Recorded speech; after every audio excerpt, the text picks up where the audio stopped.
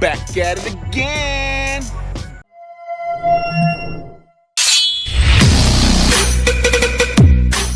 Alright, y'all, I don't know what the hell I'm doing.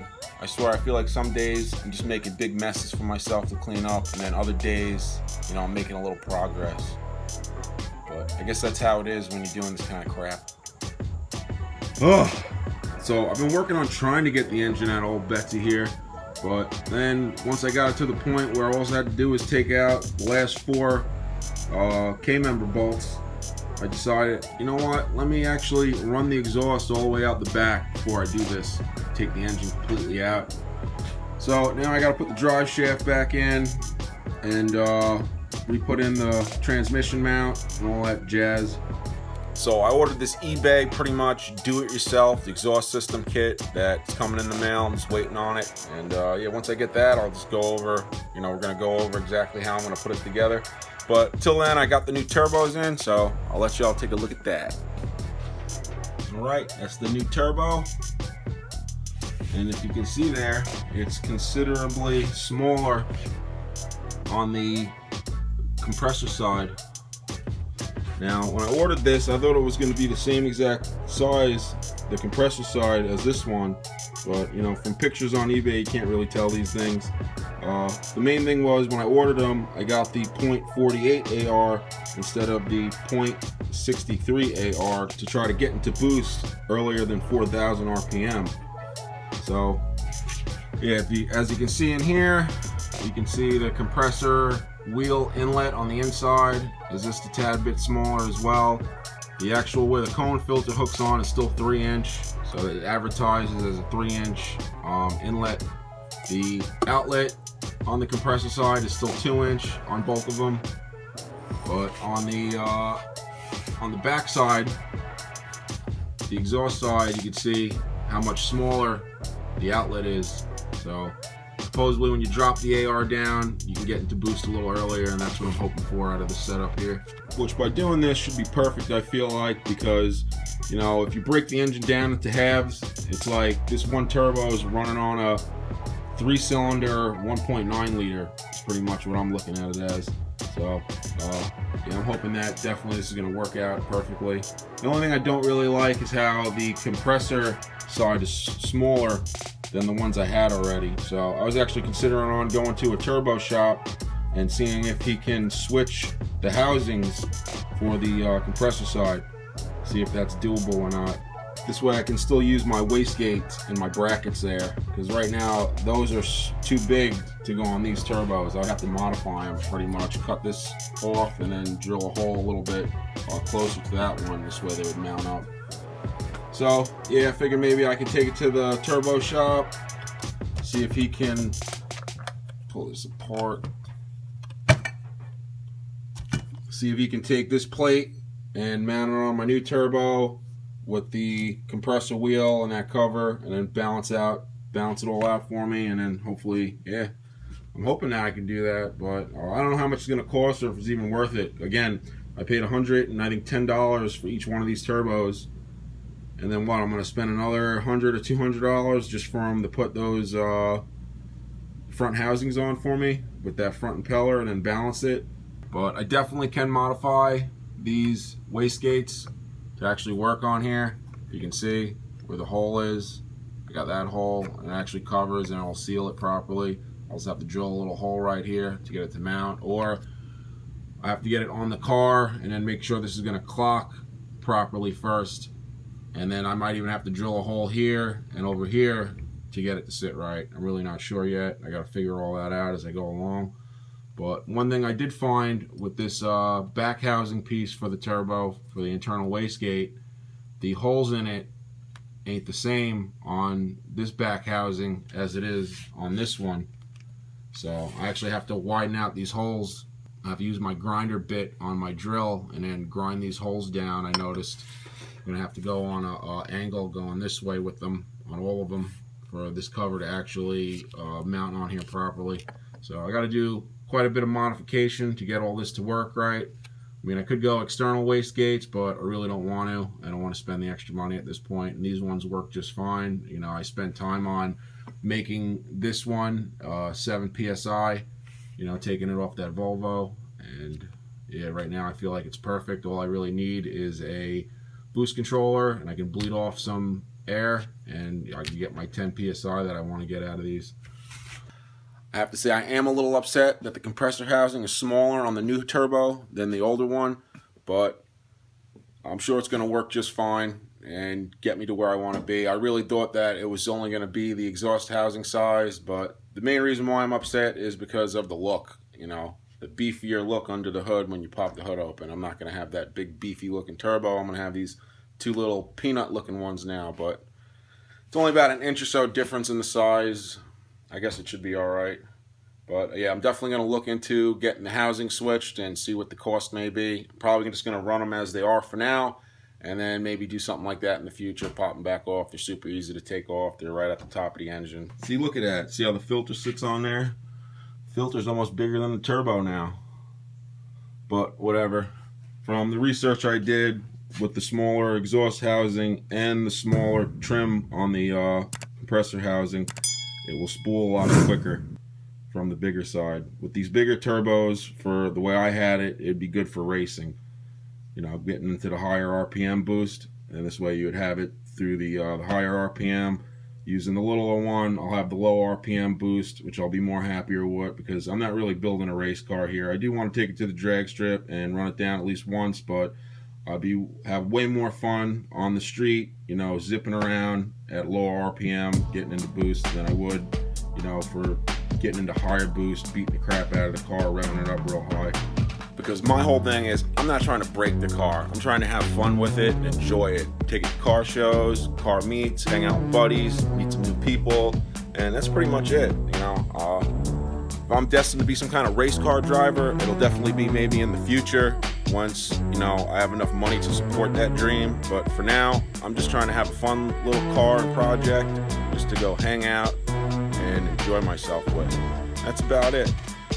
But for now, let's get these turbos on the other bench. We're going to start modifying them and getting them ready to put back on the car. So once the exhaust kit comes in the mail, we can start putting it all together. So yeah, I was wrong about these wastegate housings. They actually do fit on here. It's just this one on this side. The holes in them weren't drilled correctly or placed correctly, and the one hole here is off, as you can see.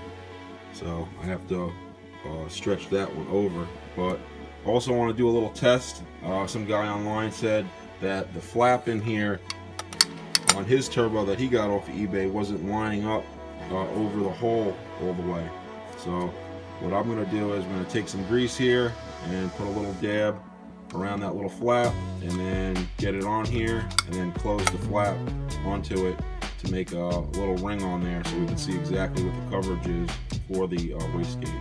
Now, to do this, so I've already tried it once with the one, but I'm going to redo it so we can get the right coverage. But yeah, you only need a nice little thin layer of this grease when you put it on here. So you got to hold the wastegate open when you do this. Place it on, get your bolts in place. Now this is the cover with the offset hole. Do this one first. This is actually the first one I took off, and that's why I thought the hole placement was a little off, but yeah, it's just because of this, like I said, the cover. Alright, we got it into place, push down, and as you can see on both of them, we are just making it. You can see right there where the end covers on each one. So that's why I was saying earlier that, yeah, I wanted to ream these out and put them on an angle. So this way this would adjust up more, and I'd just get a little bit more coverage on there. Alright, now it's time to do a little hole reaming. Alright, to widen these holes out, all I'm using is my drill and this grinding tip here. That's about it.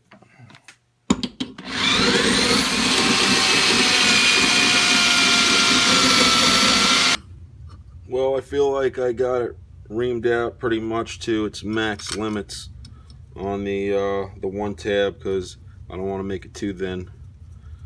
But yeah, even if I gain a 1/16 or an 1/8 of more coverage, it's a lot better than what it was. So now it ain't much, but it's something. I'd rather have that little extra coverage than not having that little extra. So that's where we started at. And this is where we end it with it. So, like I said, it ain't much, but I'll take it. So I just got to do the other wastegate cover, and we'll be good to go. Oh yeah, we finally got them holes all reamed out, which I'm not super happy about because there's a lot of slop in there. And yeah, it's not good. Might even throw a little wedge in one or two of these holes. This way, kind of tighten up the slop and keep it jammed to one side, just in case it, you know, knocks free or whatnot. But we did get a little bit of extra coverage, so I'd rather feel safe about these, knowing that they're covered a little more and not gonna leak, than, you know, not doing this. And it's the same way on the other turbos as well. The whole coverage was about the same, so it is what it is. It's not perfect, but good enough. And also need to get me some longer bolts, because these threads only stick out about 2 or 3 threads. Some of them are 2 threads, some of them are 3. So I gotta get the next size longer bolt for these as well. This way it got a little more clamping force. When you order these turbos, they come with the oil feed and return gasket, the flange gasket for the T3, and the wastegate gasket. Well, this one's actually for a non-wastegate. So I actually seen these on eBay that just go around the perimeter. So yeah, I think I'm gonna grab a set of those. This way I can put some gaskets on the back and know that these are sealed pretty good. All right, well, I got them somewhat clocked into position they're supposed to be, and I got the oil returns bolted down, so we're gonna throw them in the car and see how they look. I'm having a couple little complications here getting this on. I mean, it is on, but it's not lining up like the other one does. This is actually lower now, so I can't get my filter on, and where the intercooler piping comes up, it's way too close to the body here, the frame or whatever. So yeah, I don't know. The one thing I didn't want to do was have to unwrap this and cut it and modify that for these. I was hoping these would just fit right in here, but they seem not to be. And it's because of the exhaust housing.